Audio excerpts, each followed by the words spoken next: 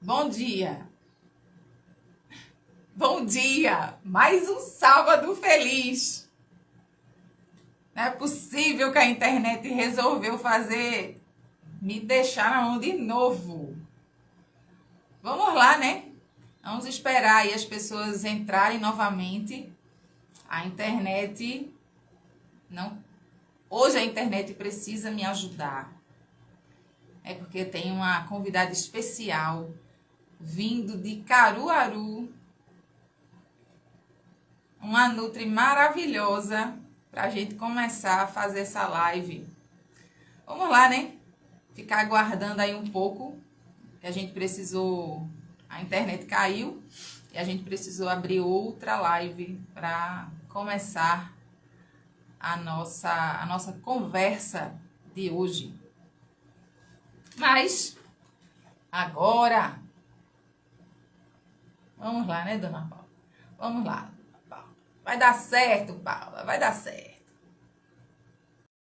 O convite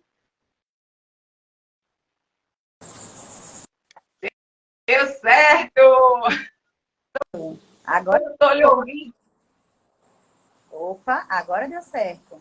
Agora deu, agora deu. Rosângela, bom dia, meu amor. Agora deu certo, Paula. Deu tudo É, quando a gente faz live é assim, cada flash é uma surpresa. Bom, para quem não me conhece, meu nome é Carla Ribeiro, sou nutricionista da Uninutri aqui em Recife. E hoje a gente está trazendo uma convidada especial, esta linda jovem, que daqui a pouco vai dizer o currículo dela, que o currículo dela é extenso. São muitos conhecimentos, muitos estudos. Mas aí, Paula, antes da gente começar os nossos trabalhos de hoje, a gente normalmente começa com o texto. E aí, gente, o texto quem deu foi a própria Paula, né? Quando a gente faz live conjunta, a gente normalmente faz pelo Instagram. Mas aí eu tenho um canal do YouTube. Agora, em setembro desse ano, esse canal vai estar completando 3 anos. Setembro desse ano, dia 20 de setembro, ele vai estar completando 3 anos. E aí tem todos os sábados, nós temos live no canal do YouTube e também pelo Instagram da Uninutri Recife. Mas quando é assim, de forma conjunta, a gente normalmente faz pelo Instagram, vídeo no YouTube, e aí eu vou te encaminhar esse vídeo no YouTube, que aí você pode também estar compartilhando com as pessoas.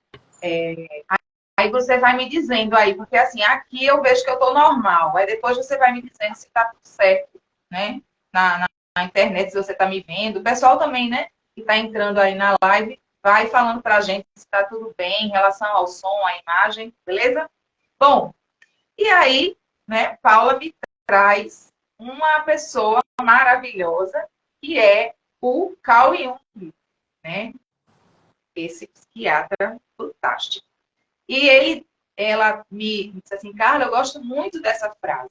E a frase é o seguinte: conheça todas as técnicas, domine todas as teorias, mas ao tocar uma alma humana, seja apenas outra alma humana. E realmente, Paula, a gente vai tentando, né? Na verdade, como você falou, a gente, na verdade, vai tentando isso, porque às vezes a gente é um profissional extremamente técnico, a gente conhece muitas teorias, tem muito conhecimento, mas na hora de tratar o outro ser humano, a gente acaba tratando de forma não humana, na verdade. Então a gente precisa ter muito cuidado com isso. E aí, Paula, me dá aí, me diz aí a tua história, que foi que você, como é que você se formou, onde foi, me dê a sua trajetória, o seu currículo, que é massa. Vamos lá. Bom dia, pessoal. Bom dia, Carla. Primeiro, agradecer pelo convite, tá? É um prazer estar aqui hoje. E vamos lá. Para quem não me conhece, eu sou Paula Brielle, tenho 28 anos. Me formei em nutrição em 2015 pelo Unifavip, lá em Caruaru. Hoje eu estou em Recife, mas moro lá. Durante a faculdade, né, tive algumas vivências na vida. Então, já fui uma pessoa que já fui obesa, fui uma pessoa que já tive experiência em estar dos dois lados da coisa, né? Experiência pessoal, passei por um processo de emagrecimento durante as pós-graduações, então terminei a faculdade e emendei 2 após em saúde natural e preventiva pela Universidade Adventista de São Paulo. Né? Desde a metade do curso eu já me interessava muito por nutrição funcional, então foi uma área que eu quis enveredar. Né? Fiz após também em longevidade, né? do Ítalo Rachid. E aí, logo após a faculdade, eu até tive que trancar uma das pós porque eu passei no mestrado. E aí, depois foi que eu concluí ela. E aí, fiz mestrado em nutrição na área de bases experimentais. E aí, conheci meu orientador, que até hoje é uma pessoa, assim, um anjo na minha vida. E entrei nessa área de psiquiatria, porque embora o mestrado seja em nutrição, mas a área em que ele trabalhava, né, ele é psiquiatra. E aí, a gente começou a trabalhar com, na época era triptofano, nessa parte da plasticidade neural daquela criança que nasce com anóxia. Então, a gente fazia os desenhos experimentais e tal.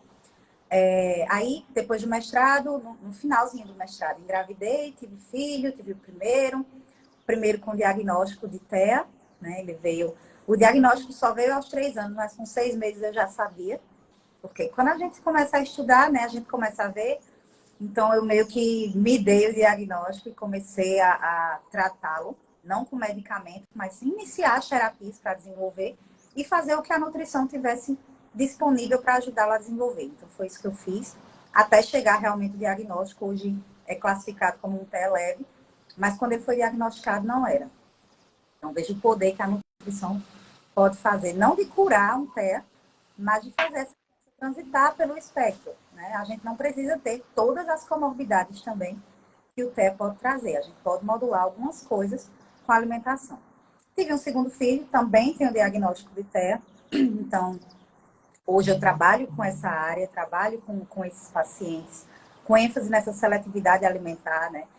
Buscando entender melhor. Eu fui trabalhar também, né? Fui aprender a trabalhar com esses pacientes através da mentoria, né, de Carla, né? E aí ela tem um trabalho fantástico em João Pessoa em relação a isso, a seletividade alimentar, autismo, porque existe muita teoria. E aí até entra essa frase, né, que eu gosto bastante, porque existe toda a teoria de que você precisa fazer isso e aquilo outro com o paciente autista. Mas você vai conseguir, essa família vai conseguir, essa família tem condições. Então, não adianta eu querer fazer tudo que o livro me diz, até porque nem todo paciente vai precisar de tudo isso. Mas eu preciso melhorar o que aquela criança come dentro da realidade dela. Então, quando eu falo para mim, quando eu tenho para mim tocar uma alma humana e ser uma alma humana, não é só no sentido de acolher o paciente, mas é também dizer ele que ele não é uma máquina. De ver todo o contexto dele, social, o contexto econômico, tudo que ele pode ali, né? E estou nessa, atendo também pacientes adultos, mas em sua maioria essa parte infantil, com essa ênfase em autismo. E hoje estou no doutorado, aí sim voltado exclusivamente para neuropsiquiatria e ciências do comportamento, agora estudando a quercetina. Então, nessa plasticidade neural, nesse modelo, né, que é um modelo de neuroinflamação que alguns cientistas usam para autismo e outros usam para paralisia cerebral. E aí pretende enveredar por essas áreas e a gente está estudando esse uso dos flavonoides, né, da quercetina. É isso. Nossa, é isso? É só isso? Nossa, gente, que coisa! Ah, pois então, veja como foi interessante trazer Paula para aqui, né? Para a nossa live aos sábados. O Gabriel Matias, ele é neuropsicólogo em Caruaru. Naquele evento que a Joana Roccal fez, né? Que é um evento que é uma vez no ano, que é para público geral. Foi um super evento que teve em Caruaru. E eu conheci o Gabriel. E aí ele ficou com o meu Instagram, tal, a gente conversando, e ele disse assim, Carla, você conhece alguém aqui de Caruaru que trabalhe com essa parte de pessoas que têm TEA, que têm TDAH, né, e tal. Aí eu disse, não, eu não conheço, mas hei de conhecer. Me aguarde um instante que eu vou logo, logo descobrir. E nós temos um grupo, né, muito bacana de nutricionistas de Caruaru. E eu fui no grupo e coloquei lá, né? Gente, quem é que conhece tal, tal? Menino, o grupo maravilhoso. Nutricionistas e nutricionistas de Caruaru, né? Vocês são incríveis. Vocês são incríveis. Porque logo, logo, assim, a gente bota uma pergunta e o pessoal não tem isso não, de é meu, não sei o quê. Não, foram várias pessoas que Paula Brielle, entre em contato com Paula Brielle, que ela é maravilhosa. Eu disse, gente, que legal. Aí eu vou para Gabriel Matias e olha, Paula Brielle. Mas antes disso, eu fui primeiro conversar com Paula Brielle, porque me pedem indicação, eu preciso dar uma conversada primeiro com a pessoa, né? Não conhecia a Paula ainda. E não, eu acho que a gente não se conhece pessoalmente, né, Paula? Eu acho que eu fiz um curso durante a minha graduação, alguns cursos Né? que eu era graduanda ainda, mas aí, assim, já vi suas aulas maravilhosas, muito voltadas para a prática, né? E Isso. aí é isso. É porque eu já vou para Caruaru, acho que já em torno aí de uns 8 anos, né, que eu vou para Caruaru, então provavelmente algumas das minhas aulas você já deve ter, acabou que assistiu. Mas nas próximas a gente vai estar aí se encontrando, vai ter um evento agora, né, a primeira jornada da Roval Caruaru, e vai ter agora no dia 2 de setembro, eu vou estar lá, na jornada. Pois bem, e aí conversando com a Paula, eu fiquei encantada. Eu disse, meu Deus do céu, tem uma nutricionista, doutora em neuropsiquiatria, meu pai eterno, que coisa maravilhosa, é bom demais. E aí, Paula, e calhou muito essa história pelo seguinte motivo. Ah, eu estava ouvindo uma live sua, né, falando dos 5 sinais sobre TEA, que é o transtorno do espectro autista. Eu até quero tirar essas dúvidas com vocês. Se vocês aí que estão nos assistindo também tiverem dúvidas, manda as perguntas aí, né? E aí, nessa nossa conversa, né, eu fiquei encantada e chamei, convidei Paula e ela aceitou. Que bom, ela aceitou estar participando aqui dessa live dos sábados, 6h30 da manhã, gente. É que a gente acorda cedo, né, não, Paula? Quem tem menino pequeno, 5 da manhã já está em alerta. Pois é. Aí veja que interessante. Como você tem todo o conhecimento prévio, você conseguiu identificar a sua criança, né, com 6 meses de idade, conseguiu já identificar essa questão, que foi depois diagnosticado com um TEA com um grau maior, e você hoje conseguiu reverter isso para um grau de TEA leve. Pois então, aí vem a minha primeira pergunta. A criança pode passar por toda uma fase para só depois de muito tempo ser diagnosticada? Geralmente sim, né? Agora não, agora a gente já está tendo um diagnóstico mais rápido, né? Hoje um diagnóstico de até 3 anos é considerado normal. No tempo em que eu diagnostiquei meu filho, as crianças eram diagnosticadas com 5 a 7 anos, era um diagnóstico bem tardio.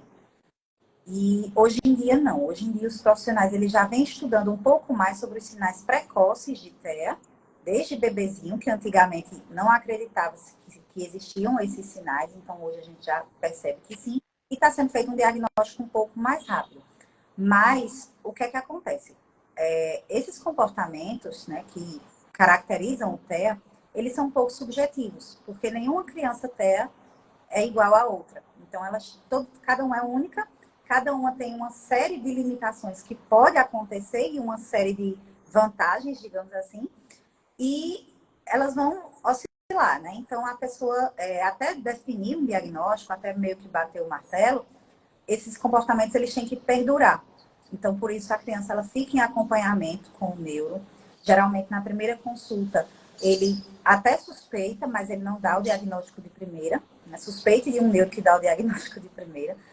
Ele indica as terapias, geralmente, né, que são práticas, então psicólogo, fono, TO, a depender esses são os básicos. Pode precisar de fisioterapia, pode precisar de neuropsicopedagogo, aí depende de quais são as deficiências, né, quais são os déficits ali encontrados. E aí a criança ela vai sendo acompanhada por esses profissionais já para desenvolver, e o laudo desses profissionais é que vai ajudar o neuro a diagnosticar, porque o neuro ele só vê no momento da consulta. E a criança, toda criança, ela varia de comportamento, dependendo do ambiente, do estado de humor, se ela está com fome, se ela está com sono. Então, ela precisa ser acompanhada por alguns meses pelos profissionais, e com o relatório desses profissionais, juntamente com o relato dos pais, com tudo. Aí sim, aí faz-se alguns exames para descartar surdez, para descartar outras coisas, e aí sim, o médico fecha o diagnóstico. Então, muitas vezes, os pais demoram a procurar, e esse diagnóstico ele vai sendo postergado. Então, sim, costuma se demorar muito, agora não tanto, mas costuma se demorar muito a fazer esse diagnóstico.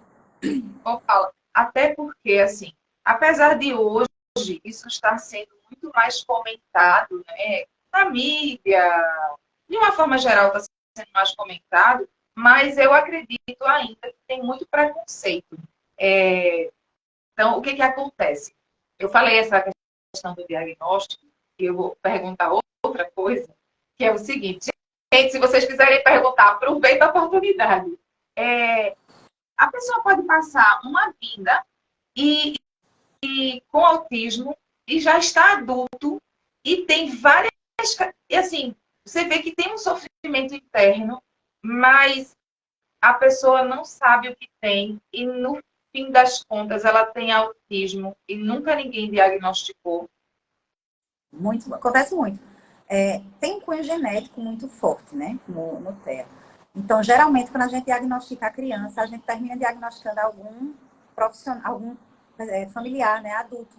Então, muitas vezes o pai, geralmente é um transtorno que ele vem muito do sexo masculino. Então, tem uma síndrome, inclusive, que causa esses sintomas, que é o X frágil. É um dos testes que se faz para saber se é isso ou se realmente é o TEA, porque o TEA, né, tem várias causas. Mas esse adulto, ele geralmente era um TEA mais leve, ele conseguiu se adaptar ali à sociedade, geralmente com muito sofrimento envolvido, geralmente é aquele adulto que era atrasado na escola, não porque ele não saiba, mas porque ele não conseguia ou focar a atenção nos estudos, ou não conseguia socializar, não conseguia, às vezes não tinha habilidade motora para escrever tão bem, né? Enfim, e as habilidades naturais dele não foram estimuladas. Então, geralmente são adultos que sofrem bastante, que são um pouquinho traumatizados por tudo que ouviram, porque antigamente as pessoas diziam que era esquisito, que né? Enfim, várias coisas que as pessoas... Frescura, Né? porque não gosta de determinadas comidas. Então, eu percebo muito isso, essa questão da seletividade alimentar. Eu começo a perceber essa questão da textura. Você vê que, por exemplo, sopa com pedacinhos de verdura dentro é um drama. Porque como é que você mistura uma coisa líquida com uma coisa sólida? Isso varia muito, né? Tem outros que só querem se tiver pedacinho. Porque se ficar mole, a pessoa regurgita, né? Porque é muito mole. E aí eu tenho que explicar isso aos pais, porque essa sensibilidade, essa hipersensibilidade, né, que a gente chama, seja ela a cheiro, a som, porque às vezes a gente acha que é só textura, né? Mas cheiro, som, tudo isso é um mesmo local no cérebro, né? O sistema vestibular, que vai processar aquilo tudo ali. Então, essa disfunção sensorial, ela é muito presente no TEA, mas ela também está presente em pessoas típicas.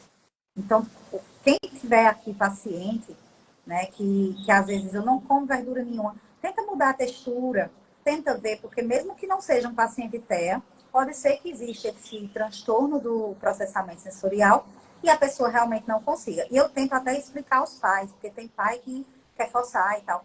Eu digo, olha, imagine, vou dizer uma coisa bem nojenta aqui, mas eu digo, imagine que eu estou na sua frente agora com uma baratinha na minha boca. Tu imaginou? Peguei aqui, a pessoa faz uma cara de nojo na hora. Essa mesma sua, que você está fazendo agora. A uva tem a mesma textura. Uma uva, se você pegar, ela é durinha, você morde e a sua criança sente esse pavor quando você come a uva na frente dela. E aí a Sério? pessoa aqui tem um TPS mais avançado, não tolera nem ver outra pessoa comendo aquilo que ela sente, né? A sensibilidade. E às vezes a gente fica, poxa, é escura, né? Nem ela, não tô nem mandando ela comer, eu tô comendo na frente dela e ela não chega nem perto da comida, corre da comida. Mas é isso. Aí eu faço essa analogia do inseto e a pessoa fica, nossa, eu não pensei que possa ser desse jeito, que a pessoa vai sofrer, né, desse jeito. Eu digo, é. Então, assim, aos poucos você tem que ir quebrando. Se o seu filho, ele não comia, ele não sentava à mesa, e ele está sentando na mesa e conseguindo ver você comer, já é um avanço. Comer é uma escalada. Então, não é, tipo, sair do 0 a 100. Não é sair de não sentar à mesa, de sair correndo quando vê a comida, para comer de um dia para o outro. Mas, aos pouquinhos, a gente vai conseguindo chegar lá. Eu vejo que até uma psicóloga, né, uma amiga minha, ela estava falando assim, Carla, hoje em dia a gente evita dizer autismo, é autismo, porque ainda tem muito preconceito sobre essa condição, né? Porque não é uma doença, não é, Paula? Não. Assim, coloca-se como uma condição, como um transtorno do neurodesenvolvimento. Então, assim, essas pessoas elas vão desenvolver, porém o cérebro dela tem uma característica diferente. E aí, cada um, né, existem alguns critérios, mas cada pessoa tem suas limitações e seus hiperatuações ali de algumas áreas. Então, não é considerado uma doença, embora tenha um CID. Para fins de diagnóstico, tem um CID, mas não é É. considerado uma doença, é assim, não é incapacitante no sentido físico da coisa, é mais realmente social. Então, é considerado uma condição, um transtorno do neurodesenvolvimento, mas, por outro lado, tem um CID. Então, ele fica nesse meio ali, né? Mas, socialmente, é uma condição. Aí ele fala que é transtorno do espectro autista, porque não existe uma condição só, né? São vários tipos de. Isso. Então, existe o que a gente chamava, por exemplo, tem alguns graus de superdotação, e aí tem o que o povo chamava antigamente de síndrome de Asperger, né? Que hoje não é mais chamada assim. Ah, não. E aí, não, eles colocam como. Aí é classificado como TEA. Não tem mais, eles não separam mais, sabe? Então, eles chamam ainda o TEA de altas habilidades, né? Que hoje eles chamam que é uma mistura Ah, de. Eles não usam nem o termo superdotado e nem o termo Asperger. Eles usam autistas de altas habilidades. porque Então, para que eu esqueço o nome de gente famoso. É aquele jogador de futebol que tem. S, Oi? S, Isso. Aí, no caso, ele seria um PEA de alta habilidade, porque tem alta habilidade do futebol, ou não? não sei, não sei. O que acontece? Essas altas habilidades, elas são muito focadas para o hiperfoco da pessoa. Então, sim, pode ser, né? Pode ser. Mas, geralmente, essas altas habilidades, são pessoas que elas são extremamente inteligentes, assim, não que os outros não sejam, mas elas têm um QI acima da média, elas pegam as coisas com muita facilidade, tipo, tudo. Inclusive, aí vem a parte social, porque tudo é uma inteligência também, né? Nem só inteligência acadêmica. Então, essa pessoa, ela pega muito a coisa acadêmica, né? A parte acadêmica ali da situação, mas aí ela se entedia, porque ela já aprendeu, né? E aí a parte social, ela se fecha, às vezes dá uma engenharia de quem já, né? E aí isso traz alguns outros problemas para ela. E aí existe. O meu filho está nesse caminho de ser talvez diagnosticado com essa parte, né? Então ele aprende muito rápido, mas ele também se entedia muito rápido, ele fala muito pouco, ele não interage tanto. Né? As habilidades sociais são muito mais comprometidas do que a cognitiva. A cognitiva, na verdade, ela é um extra. E aí pode ser que esse jogador seja nesse tipo, né? E aí teria que ver outras coisas em que ele seja tão bom quanto. Ou pode ser um hiperfoco. Tanto no TEA quanto no TDAH, a gente tem assuntos que essa pessoa se interessa. Por se interessar, ela estuda somente aquilo por um tempo, esses focos podem mudar, mas ela foca naquilo para saber tudo sobre aquilo. E aí, pela repetição, pelo estudo, pelo procurar saber, ela se torna muito boa naquilo. Então, não dá para só por...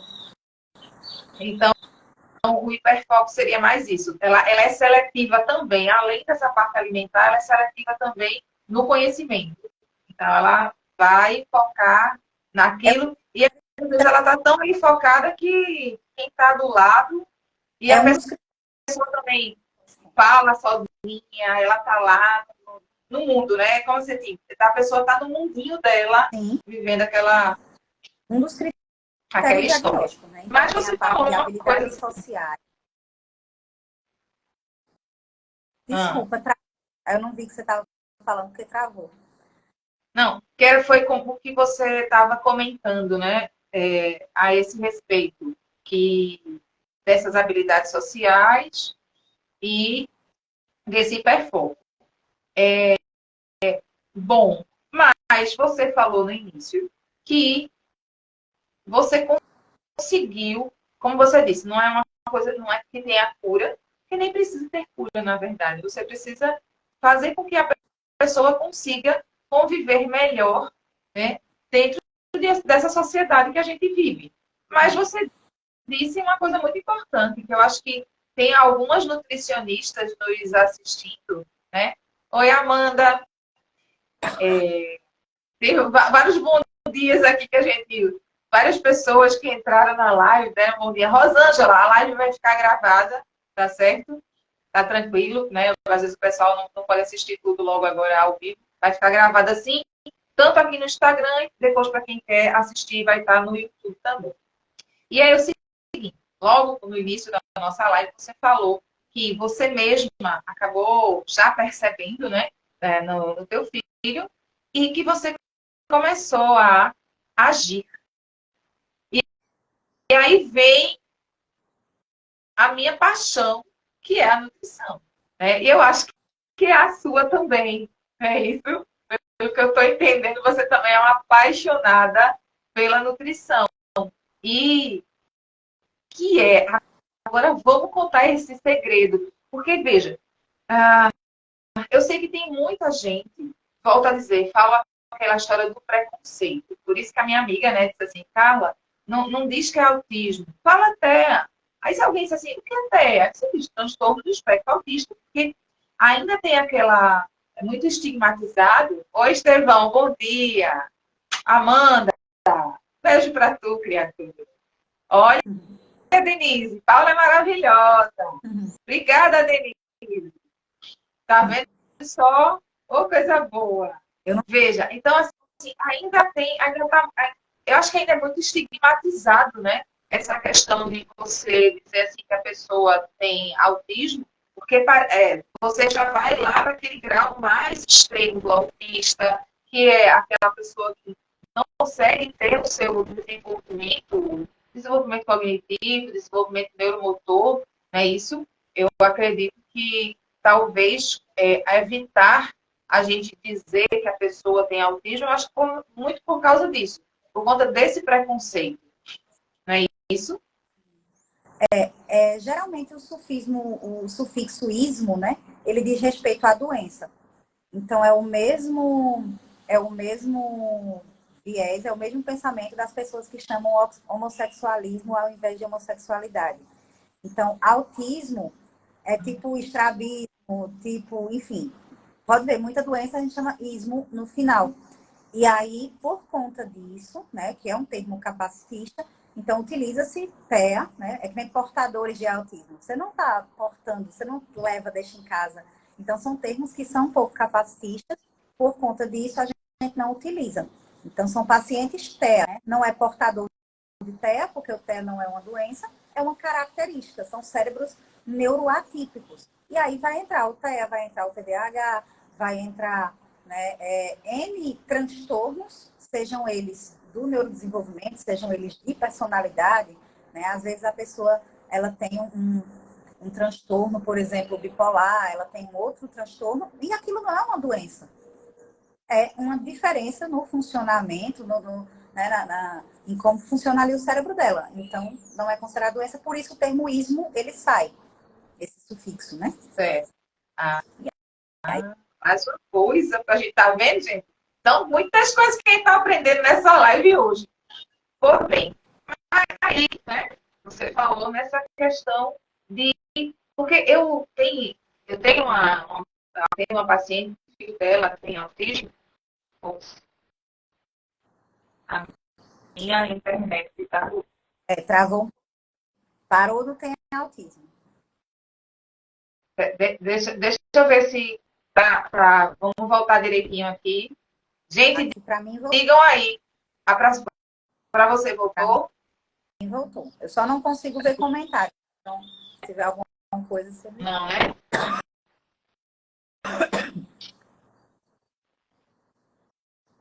Quem está assistindo aí, fala aí pra gente se vocês estão vendo a gente direitinho, se estão ouvindo. Porque é isso, a internet vai variando, né? E olha que eu estou aqui toda cheia de equipamentos que ajudam aí na internet, mas quando a bichinha não quer funcionar, meu filho, não tem jeito. Pois bem, aí você estava comentando, e eu estava falando, né, que eu tenho uma paciente, ela tem um filho que tem a TEA, mas a TEA já num grau mais alto, né? E você, então, está travando um pouquinho, né, Roseli? Travando, aí vocês vão me dizendo se agora ainda está travando, se está melhorando. E veja, aí vem a nossa área, né? Tem aí a questão da nutrição, da suplementação dos nutrientes. Então, não é uma questão de você achar, é uma questão de você ter consciência que esses nutrientes, eles vão estar ajudando essa pessoa que tem TEA a qualidade. Seria isso? Sim. Travou você para mim, mas eu entendo a questão da nutrição no TEA. Você me ouve? Tu me ouve? Estou escutando meio ruimzinho. Você quer sair e entrar de novo? Pode ser. Deixa eu sair e voltar.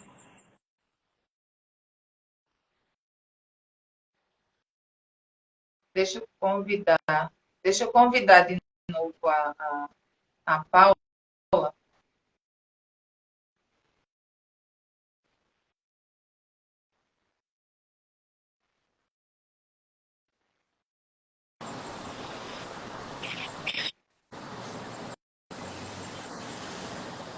Voltou? Voltou. Agora? Então, estou tossindo um pouquinho bastante. Mas, Cadê vamos lá. sua água? Tomar um pouquinho d'água. Pego. Vamos lá. Você falava dessa questão da importância da nutrição, né? Por muito tempo, né, achou-se que o TEA ou outras condições, elas eram para ser tratadas somente com terapia. Porém, a gente sabe que nutriente é a base para o funcionamento de todo o corpo, né? Então, muitas vezes, essas crianças, elas são seletivas por conta dessas questões sensoriais, né? Hoje já se descobriu também que existem fatores nutricionais já na gestação que também interferem, né? Reação de mitocôndrias, mães com resistência insulínica, mães com B12 baixa, mães com vitamina D baixa, né? Junta-se ao cunho genético, não que isso sejam as únicas causas. Obrigada, amiga. Não que isso sejam as únicas causas, mas que a gente tem esses fatores associados que podem fazer o que a gente chama de epigenética. Então, desencadear, acordar aquele gene do autismo que já estava ali, né? Olha, o autismo de novo, acontece. Mas a gente precisa justamente aparar essas arestas para, não sei se a palavra correta é prevenção, mas para a gente fazer o que for possível para aquele bebezinho se desenvolver, independentemente de ter ou não alguma tendência a transtorno do neurodesenvolvimento, né? Mas, uma vez diagnosticada a criança, a gente também precisa tratá-la. E uma coisa que também, mais uma vez, é capacitista. Quando você descobre que a criança é TEA, nada mais importa para muitos profissionais. Então, ela está gritando, ela está batendo a cabeça na parede, ela está encostando a barriga em superfície. É assim mesmo, é do TEA. a criança, ela tá seletiva, ela não está comendo nada. Se fosse uma criança típica, tava todo mundo querendo correr atrás para entender o que é. Mas é TEA? Não, é do TEA, normal. A criança tem terror noturno, ela não está dormindo à noite, ela tem enurese, faz xixi na cama até 13, 14 anos. Mas é do TEA, é normal, mãezinha. Então, acontece muito, né? Tem lugar que eu demoro a dizer sobre o meu filho, porque eu preciso que primeiro investiguem ele, e a gente precisa tratar a pessoa. Você não vai esperando com a dieta uma cura e nem nada para o TEA, não. Eu estou tratando o seu filho. O que é que ele sente? Tem muita criança que é não verbal. E aí é que o comportamento melhora. O objetivo da dieta, ele não é melhorar comportamento. Porém, o comportamento muitas vezes melhora porque muitas das causas desses comportamentos são orgânicas. E a criança muitas vezes não é verbal e não entende. Aí diz, a dieta acalmou, a dieta vai fazer seu filho acalmar. Não necessariamente. Mas ela vai fazer ele se sentir melhor. E você se sentindo melhor, você fica menos estressado, menos agressivo, qualquer pessoa. Entende? Então é nesse viés. Agora, algumas pessoas espalham desinformação colocando a dieta num pedestal, e que tratamento nenhum deve estar num pedestal acima dos outros, não tem isso.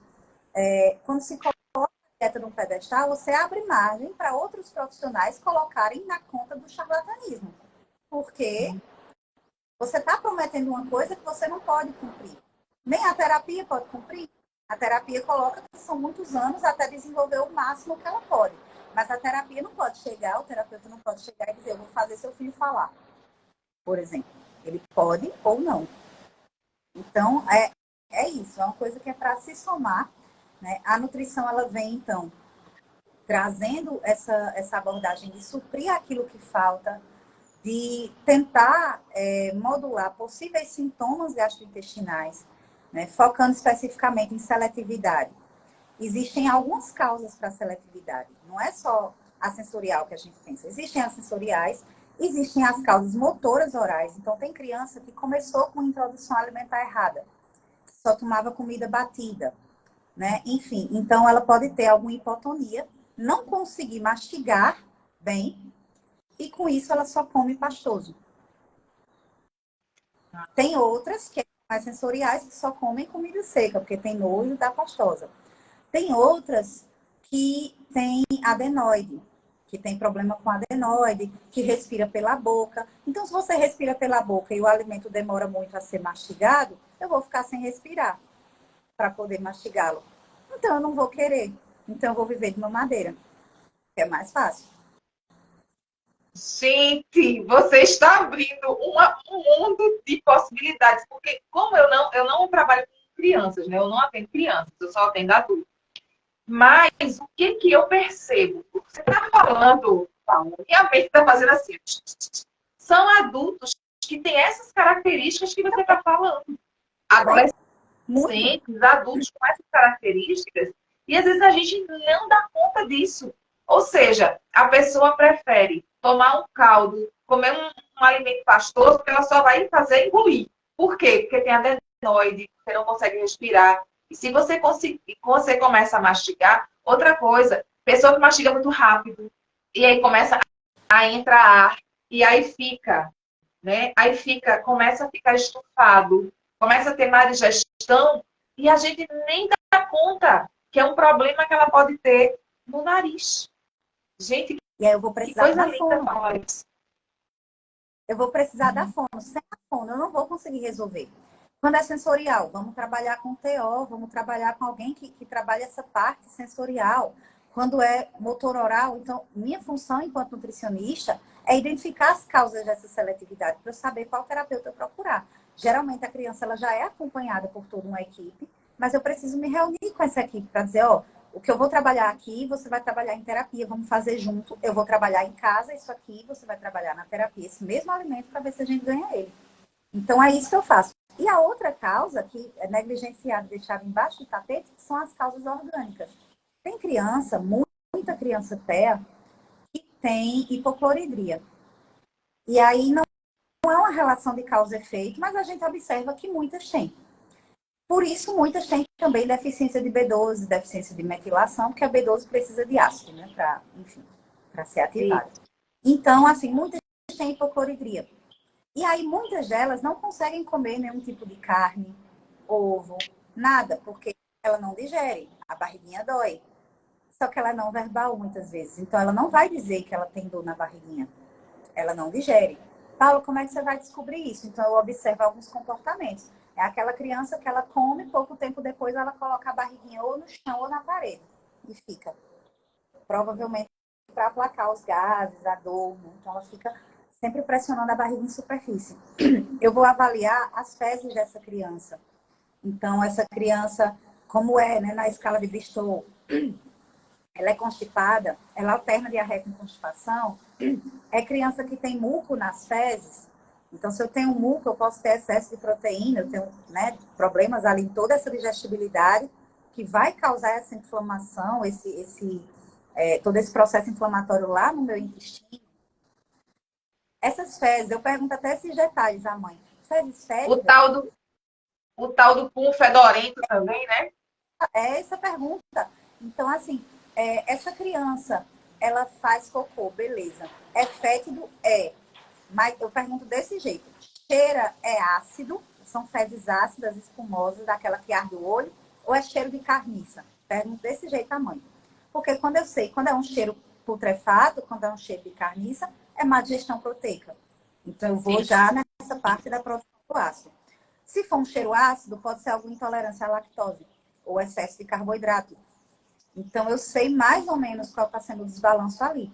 Então, às vezes, a criança não digere proteína, ela não come proteína, e aí ela vai focar no carbo, que é de fácil digestibilidade, carbo branco, né? Então, geralmente, ela fica ali no pão, biscoito, e só come isso. E aí vai variar a questão da textura, se é na forma de um mingau, de um pão, de um biscoito, de uma pizza.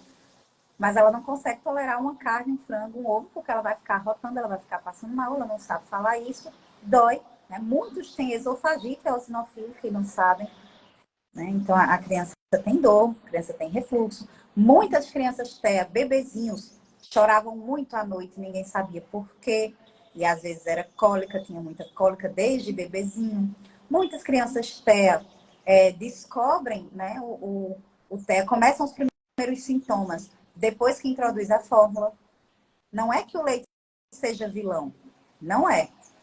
Mas em um organismo que já está predisposto, que já está inflamado, criança fez uso de antibiótico por conta de um otite, e aí introduziu a fórmula. Muitas vezes existe algum gatilho. Né? A criança vai, desenvolve, existe um gatilho e ela vai e regride. Existem aquelas que são atrasadas em todos os marcos, mas tem muitas que têm esse gatilho. Então, geralmente, esse ambiente pró-inflamatório, ele pode piorar os comportamentos e sintomas do TEA, e aí você consegue, melhorando essa qualidade de vida, consequentemente, você melhora o comportamento. Mas eu não estou tratando o TEA, eu estou tratando a qualidade de vida daquele ser humano. Eu vi numa live sua que você falou desses gatilhos, que inclusive a soja também, né? Isso. Proteínas de peso molecular mais elevado, né, que tem uma digestibilidade mais difícil, elas podem trazer essa mudança, né, de conformação ali na parte intestinal. A gente pode ter migração imunológica, migração de macrófagos. Geralmente as crianças elas são alérgicas, elas têm algum grau de dermatite, assadura de fralda, porque tudo está interligado. Então, o sistema imune, o sistema nervoso e o sistema endócrino, eles estão os três ali juntinhos.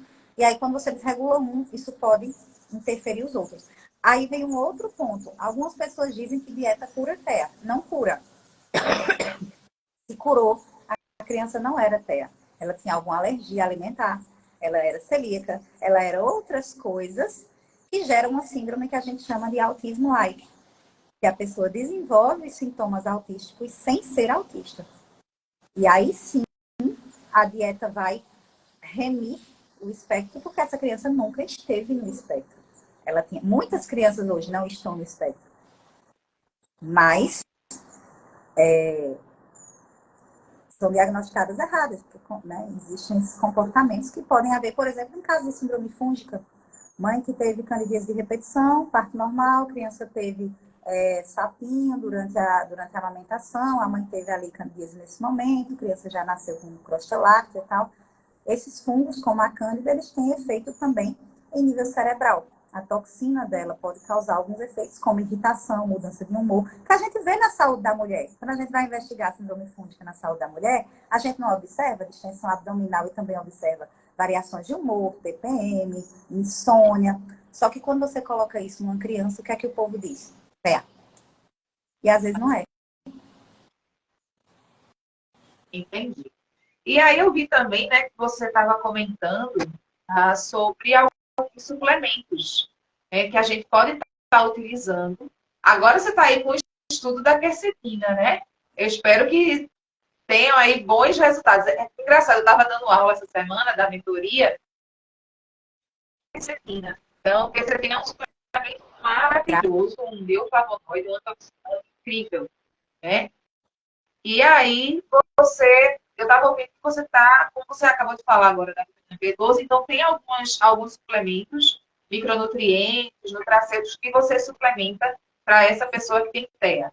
É isso?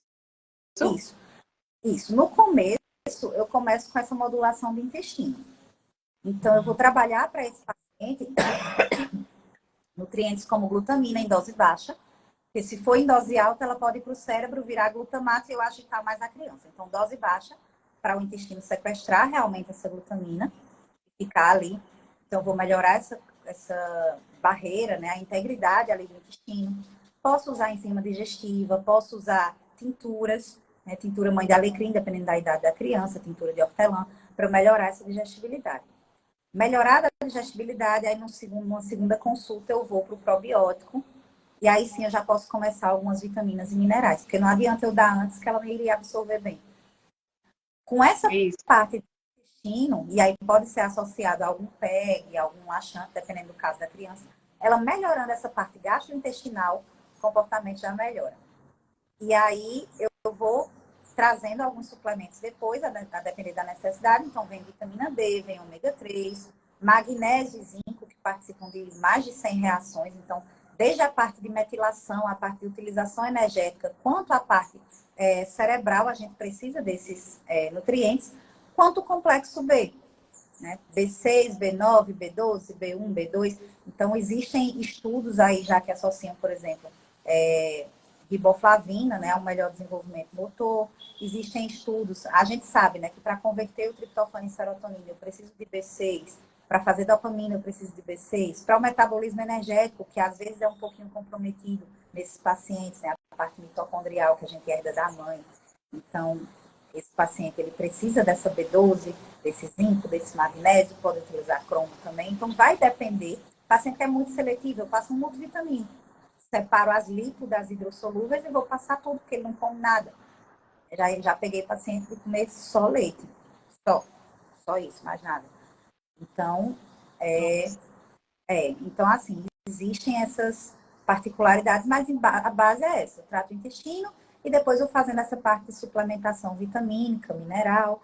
Aí depois a gente vai aparando as outras arestas, à medida que a gente vai mudando também a dieta. Então, eu traço o padrão do que ele come e eu vou tentando inserir coisas novas naquele mesmo padrão, seja de cor, de textura, de cheiro.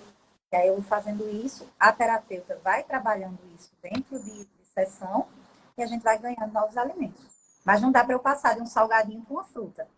Eu vou passar de um salgadinho para um salgadinho de outra marca, para um salgadinho caseiro, para um salgadinho caseiro que leve uma cenourinha na composição, aí para depois um chip de cenoura, para depois um pedaço de cenoura, para depois uma outra fruta laranja que agora eu vou misturar com essa cenoura e assim eu vou ganhando, devagarzinho. Pois é, isso é muito importante que você está falando, Paula, porque eu acho que a palavra para família, e quando eu falo família, não é só o pai e a mãe que estão lá, principalmente o pai e a mãe que estão juntos, mas é toda os parentes, todo mundo que está próximo dessa criança, desse adolescente. Porque às vezes o Yara, que é uma pessoa que eu conheço há muito tempo, é minha paciente há muitos anos, né, ela está falando aqui no caso do meu filho. Então, o filho dela já é um rapaz, já é um jovem. E assim, às vezes é diagnosticado, né? É uma coisa e outra, às vezes é muito leve, às vezes é só um ponto ali que você está que sai fora da curva, mas que a vida vai passando e você não vai percebendo. Né? E de repente vem o diagnóstico, como foi o caso do meu filho. Eu já anotei um monte de coisa aqui no meu caderno, estou aqui com a caneta. O diagnóstico é uma bomba, parece que o mundo cai na cabeça. Assim. Meu filho tem 17 anos hoje, e só ano passado, né? Em dezembro do ano passado, que teve o diagnóstico. Então, avalie o quanto de sofrimento, né, foi feito, que é, isso é frescura, não gosta assim, né? Você tem aquelas coisinhas que a gente começa a ouvir e você fica, não, é porque não gosta desse jeito. Ah, lembra de mim quando eu era criança, no caso falando de mim, né? Ah, eu era muito chata para comer, não queria comer nada, puxou a mãe, coisas desse tipo. E aí você vê que a coisa vai crescendo e de repente a escola chega e fala assim, olha, busca tem alguma coisa errada aí. Né? É quem está todo dia. Todo. Oi? Não... É quem está todo dia. É o caso do neuro com os terapeutas. Então, percebe antes da gente. Porque elas estão vendo e elas têm muitas crianças para comparar. Então, às vezes, a gente só tem o nosso. E exato. Então, como eles são formados nisso, eles sabem o que é o desenvolvimento esperado. Sim, cada criança tem seu tempo, mas existem marcos que devem ser batidos em determinada idade. Então, a escola percebe muito rápido. Hoje, eu que trabalho, eu olho uma criança, eu não vou dizer, obviamente, mas eu olho uma criança e digo, tem traço. Claro que eu não vou diagnosticar, eu não vou dizer, eu não vou, né? Mas você vai pegando a manha. Então, na escola, elas vêm muito. Elas também não podem falar, mas elas mandam assim, procura uma ajuda. Mas quando elas falam, elas já sabem. Né? Pois então, acho que também deixar esse alerta para as pessoas, né, estejam mais atentos. Né? Até chegar para a escola e dizer assim, olha, às vezes eu como mãe, talvez eu não perceba determinados comportamentos, porque como você está dizendo, né, eu só tenho ele mesmo, eu nem consigo comparar, ou não quero comparar, na verdade, mas que a escola esteja mais aberta a chegar, os pais também estejam mais abertos para poder ouvir, né? E entender melhor e poder tratar. Então, você falou aí, eu tenho a minha pós-graduação em suplementação, eu dou aula de suplementação, mas você falou das suplementações, e eu achei muito interessante, porque vem muitas pessoas com esses problemas. E você vê, às vezes, uma suplementação vai ajudar. E tem gente que não aceita. Não, só a alimentação resolve. Como só a alimentação resolve, gente? Não é só a alimentação que vai resolver. É claro que... E veja, acho que a palavra certa é paciência, é respeito, é respeitar o momento do outro, é ter paciência com o outro. Porque você foi me falando do processo até chegar a cenoura, e eu já pensando assim, Jesus tem misericórdia, esse processo todinho. Se você tem uma pessoa que não tem paciência com isso, ou desiste no meio do caminho, né? Ou diz que é frescura mesmo e vai forçar a criança, vai forçar o adolescente a comer aquilo que para ele é nojento. É a cara que eu fiz com a história da barata. Então, acho que esse respeito, essa paciência que a gente precisa ter, acho que ela é muito importante. Muito importante. Empatia, né? Empatia com o que o outro sente, com o que o outro... Às vezes eu vejo que a gente, criança, que a gente não faria. Como um adulto chora, você não engole o choro. Quando um adulto faz uma besteira, surge alguma coisa, derrama, você não briga com ele. Você diz, não, imagina, eu limpo isso aqui. Quando uma série de coisas, a gente não tem a empatia. A gente tem a empatia que a gente não tem por criança. E a gente deveria ter, porque a criança está com o cérebro em formação. Então, é isso, assim. Poxa, claro que não vai deixar fazer o que quer, você precisa colocar limites. Inclusive, há mães que, porque descobrem um diagnóstico do filho como uma forma de compensar, deixa ele fazer tudo que quer. Isso não é amor, isso é indulgência. Então, você precisa sim colocar limite, mas você precisa ter paciência com a limitação do outro. Isso aqui não pode ser feito, mas a gente vai fazer assim. Vai gritar, vai ter crise, vai berrar? Vai. Mas você tem que se e você tem que fazer tudo o que for, porque vou falar agora enquanto mãe, só tem você. Existe pai, existe família, existe pessoa, existe. Mas o princípio ou não, a sociedade queira ou não, é a mãe. Então, assim, às vezes eu não sei como você recebeu o seu diagnóstico, talvez por ele ser mais velho, né? Enfim, como que é. Mas, para mim, o meu primeiro momento foi, embora eu mesmo que vi, quando eu bateu assim a real, que eu fiz os testes, porque os médicos não queriam fazer, diziam que eu era louca, que era assim mesmo, que é porque é mãe de primeira viagem. Né? Quando eu fiz os testes sozinha, que eu olhei, eu disse, lascou. E aí eu chorava copiosamente, porque a sensação é quase um luto. Que, tipo, eu idealizava o meu filho e aquele não era meu filho. Claro que eu amava igual e tal, mas que, assim, como é que vai ser? Será que ele vai casar? Será que ele vai desenvolver? O que é que vai ser? Então, a sensação, assim, fiquei... Aí eu, não, peraí, calma. Eu posso me mergulhar em autopiedade, chorar em posição fetal, posso, mas eu vou fazer isso de noite quando ele não estiver vendo. Durante o dia eu vou agir. Durante o dia eu vou agir. Porque agir, se tá ruim, se vai ser ruim eu agindo, que no final não foi metade, pensei que seria, é mais a nossa que preocupa, né? Então, assim, se tá ruim eu agir, imagine sem eu agir. Imagine eu negando, dizendo, não, meu filho não tem nada, esse profissional tá doido, eu vou ficar com raiva do profissional que diagnosticou, da escola que suspeitou, vou mudar de escola e teu filho precisando de você. E se você não bater o pé, se eu não batesse o pé atrás do diagnóstico, iam dizer que eu sou super protetora até hoje. Então, embora ninguém quer um diagnóstico, né, mas quando ele vem, se eu puder dar um conselho para as mães, de mãe para mãe, chore, bote tudo para fora, procure sim rede de apoio, procure a empatia com você. Entenda, eu não estou tentando não ser empática com as mães, mas seu filho só tem você. Ser mãe nunca foi fácil, né? Então a gente, por ele, mesmo que você não aceite, mesmo que você ache que não é, mas escuta o profissional. Né? Escuta o profissional, tenta tratar, veja as várias abordagens, não parta para um medicamento, não existe milagre. É um conjunto, né? Pode haver medicação sim, mas aí a gente tenta a dieta, a gente tenta as terapias, tudo isso junto, não porque ele até ou deixou de ser, mas para que ele se desenvolva. Se tem algum atraso, quando eu não sei uma coisa, eu não vou aprender. É coisa que eu não sei, que eu sei que eu preciso estudar e eu preciso aprender. Então, da mesma forma, essa criança ela vai fazer as terapias para desenvolver as habilidades sociais que ela precisa ter, para desenvolver as habilidades motoras que ela precisa ter. Então é isso. Né? Não leve como um rótulo, um estigma para o seu filho ou para você. Leve como uma forma de que bom que eu descobri. Ou se eu não descobri, estou em processo. Não espere descobrir. Vá começando a fazer as terapias.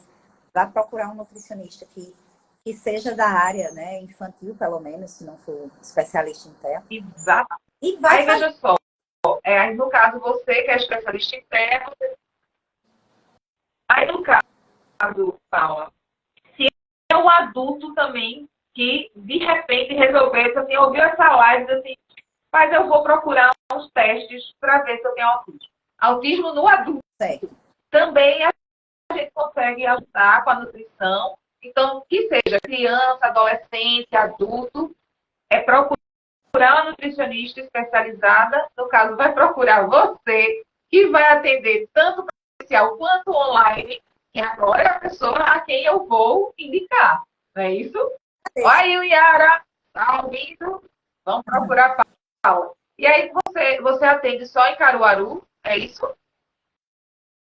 Eu atendo em Caruaru hoje e atendo online também. Para o futuro, quando terminar o doutorado, é que eu vou conhecer um pouquinho, mas hoje eu estou. Na verdade, a maior parte dos atendimentos hoje vai ser online, porque eu estou na reta meio para o fim aí do doutorado, então eu estou mais online do que presencial. Certo.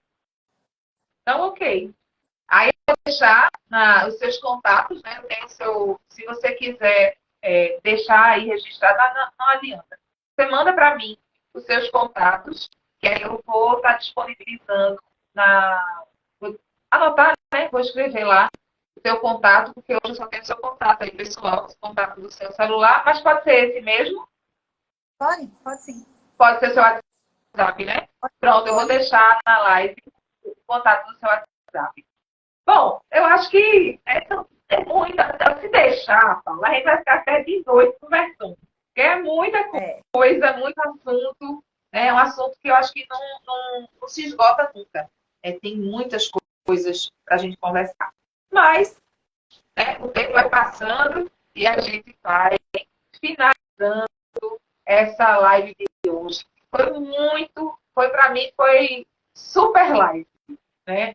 E eu espero encontrar você novamente aqui. A gente tem outros assuntos para conversar. Tem essas pessoas que sofrem. Vamos ver se no próximo mês a gente conversa aí sobre o transtorno de déficit de atenção e hiperatividade, até para poder ver que a gente sabe que tem uns alimentozinhos aí que às vezes atrapalham, pioram, né? Mas isso aí vai deixar para os próximos capítulos, para o pessoal ficar aí no gosto, na vontade de assistir, viu? Olha, Deus lhe abençoe. Eu agradeço demais a sua presença. Foi muito, muito feliz. Muito bom mesmo. Isso foi um ganho para o canal, né? Para o canal do YouTube. Leve a Vida Leve com Carla Ribeiro. E aqui para o nosso Instagram, da Uninutri Recife. Temos lá na Uninutri nutricionistas que trabalham com seletividade alimentar também, né? E agora você aí fica com mais uma nutricionista, a nutricionista maravilhosa. Eu espero que você tenha um doutorado assim muito feliz, que as suas avaliações lá, né, sua banca seja uma banca muito generosa, muito atenta, porque você é uma profissional. Parabéns. Muito óbvio. Deus abençoe. Vai ser um prazer estar aqui. Quantas vezes você me chamar, pode deixar que eu venho. E é sempre bom essa troca, né? Eu acho que desde quando eu vi sua aula lá, você não sabia nem quem eu era. Estava lá, estava assistindo, pode ter certeza que você foi uma das inspirações. Não só de nutricionista, mas de humildade, de humanidade, de simplicidade, de didática. Então, pode ter certeza que você sempre foi uma inspiração também, tá? Oh, meu Deus do céu, que coisa mais linda, muito grata. Muito grata. Muito grata mesmo, de coração, viu? Um beijo grande para você. Um excelente sábado e firme aí forte no seu doutorado. Viu? Vamos lá. Beijo. Tchau, Tchau. gente. Bom dia. Até o próximo sábado. Tchau, tchau.